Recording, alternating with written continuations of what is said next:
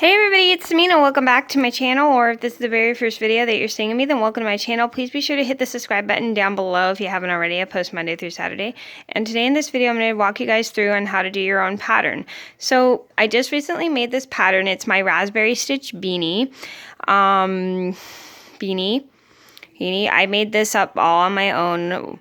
It's not really technically the first pattern that I've ever made up, but it's the first beanie pattern that I made up, which I'm super proud of because I've never made a beanie pattern before. I've only made like a pot holder and a snood pattern, which are both my own patterns. So yeah, this is my raspberry stitch beanie, and I'm gonna walk you guys through on a little tip for making your own pattern. So this is just in case you are knitters or crocheters and you want to start doing your own pattern.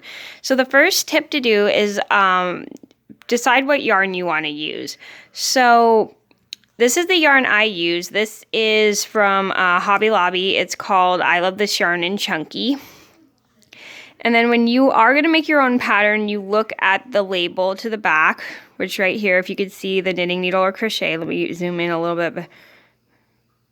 There, now you can see it.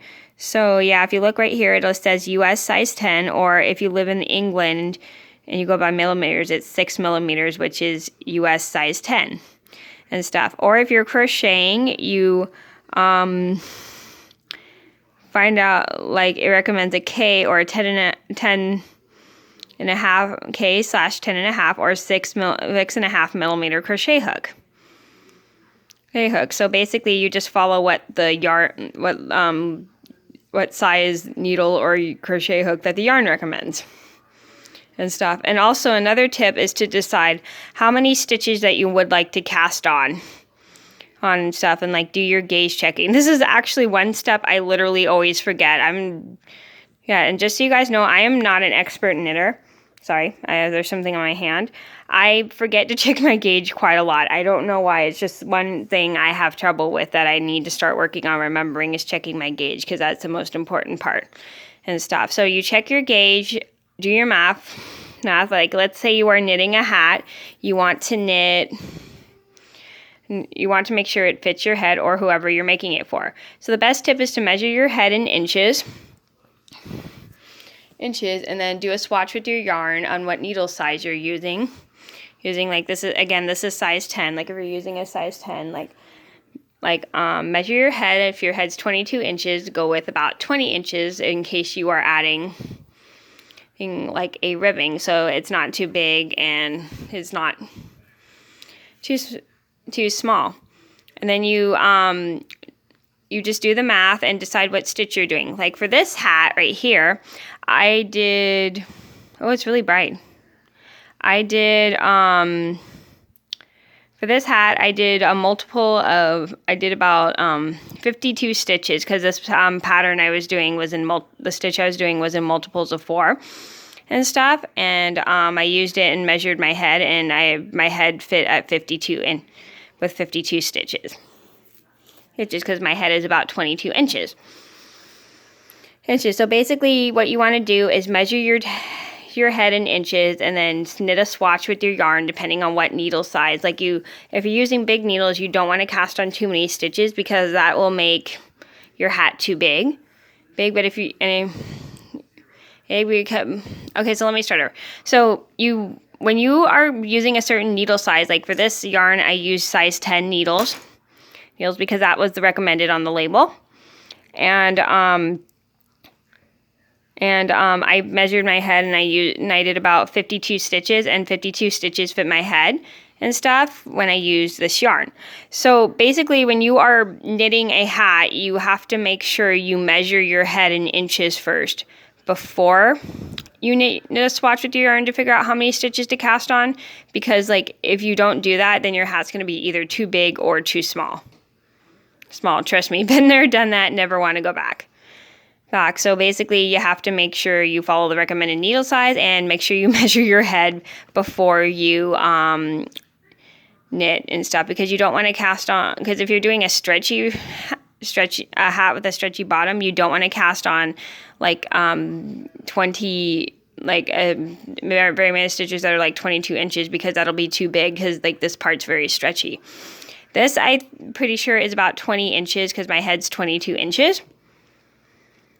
So this fit my head perfectly at about 20 inches because like if I made it 22, then it's going to be way too big for my head.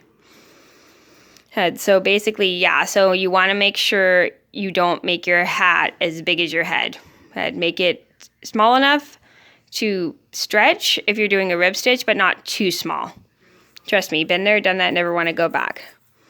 And also, when you knit a certain amount of row, if you're knitting up to a certain amount of inches, you if you're using a chunky yarn, you don't have to knit as many rows, but if you're using like worsted weight, you have to knit more because it depends on like the needle size you're using, and it depends on your yarn that you're using, because basically every yarn is all different. Like if you're using really bulky yarn, you only have to knit like 10 rows.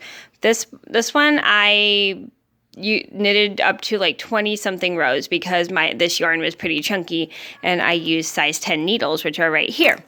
So basically, all you just have to do is you have to make sure, one second. Sorry, my camera keeps getting out of focus. You have to make sure you know how many rows or inches you want to do in order for your project to work.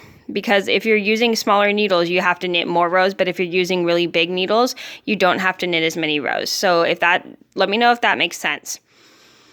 So yeah, again, for this hat, I used size 10 needles, and I only had to like work my pattern like 20 times. But if you use smaller needles, it won't be that much. So you have to like figure out like how many rows you want, and then what needle size you're using. So that basically all depends on his stuff. And then the next thing you want to do is figure out your decreases. Like whatever inches you stop at, you still have to like still do your decreases, because the decreases are the most important part of the hat, because that's what keeps the hat closed up to the top. For this hat, I did a purl 5, purl 2 together, and then purl 4, purl 2 together, purl 3, purl 2 together, purl 2, purl 2 together, purl 1, purl 2 together, and then purl 2 together, just so the hat would just fit my head still and wouldn't be too slouchy. Because for those who don't know, I don't really like wearing slouchy hats very much, because like I just don't like how they make my head feel.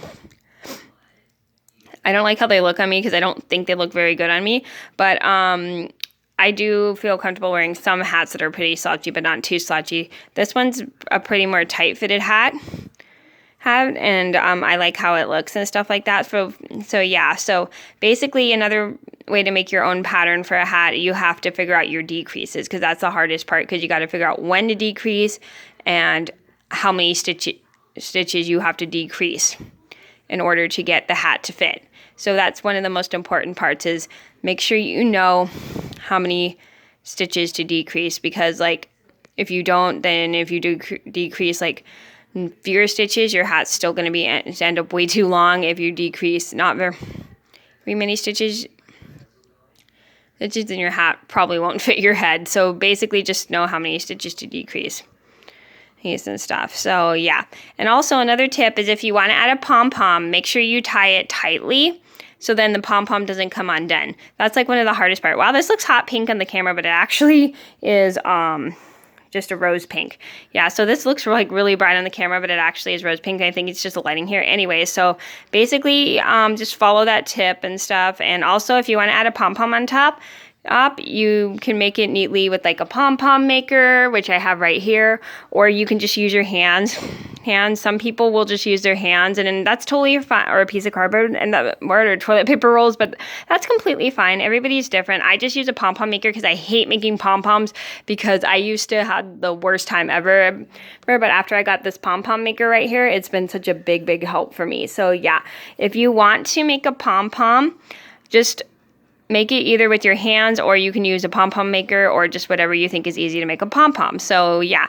And then another tip is, when you are making a pom-pom, make sure you sew it in several times, because this will come off and fall apart if you don't sew it in tight enough. So one of my tips I like to do is I like to sew it in 5 times. times because I find it's more sturdy and it stays on more if I sew it in 5 times. So yeah, you can sew it in like 10 times or 20 times. I usually just do about 5 because I feel like that's enough, but you can sew it in as much as you want and that's totally fine. So yeah. Okay, so that was my tip for knitting a hat. I hope you guys enjoyed the video. Thank you so much for watching. Please be sure to like and subscribe if you haven't already. I post Monday through Saturday, and I'll see you in another video soon. Bye!